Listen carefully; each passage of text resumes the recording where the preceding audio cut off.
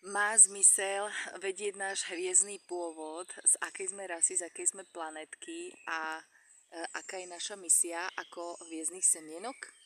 Áno, určite má zmysel vedieť, z akej sme planety, aká sme rasa a aké sú naše nejaké predispozície aj ako hviezdnych semienok, aká je naša misia.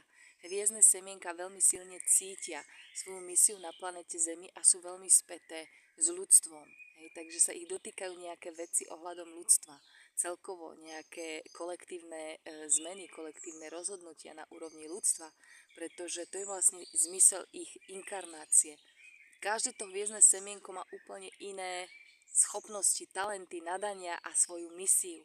Preto je potrebné, aby hviezdne semienka sa prebudili a zistili, aké sú ich danosti, schopnosti, aká je ich misia a čo tu vlastne majú na tejto planetke v tomto dôležitom a transformačnom období urobiť, akú úlohu tu majú vlastne zohrať, aby sa toho mohli zhostiť a keď sa toho zhostia, všetko vlastne im ide pod ruku, alebo všetko sa im darí, vlastne vesmír im zametá cestičku pred nimi tak, aby oni mohli po tej cestičke kráčať a vidia potom úspechy svojej práce a plynie tam aj hojnosť, radosť, šťastie a naplnenie, celkové naplnenie. Takže ten Matrix ich nezhltol úplne a neodstavil, ako v niektorých prípadoch sa deje, ale keď nastúpia na cestu svojej misie, tak potom majú dvere hodne otvorené.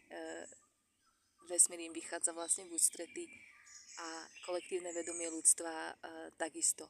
Hej, to vníma a posiela im tých správnych ľudí do cesty. Takže áno, určite je to potrebné vedieť a hviezdne semienka by to mali vedieť. Takže tí ľudia, ktorí vedia pomôcť týmto, hej, ako napríklad John, že kreslí tie obrázky s hviezdnym pôvodom, alebo iný, mne povedala napríklad jasnovidka, že aká je moja misia, aké som hviezdne semienko a bolo to pre mňa neskutočný zážitok. A vlastne tá amnézia, ktorú som mala ako hviezdne semienko, sa zrušila, mohla som lepšie začať pracovať aj sama na sebe, ale aj na tej svojej misii. Takže určite áno, má to zmysel.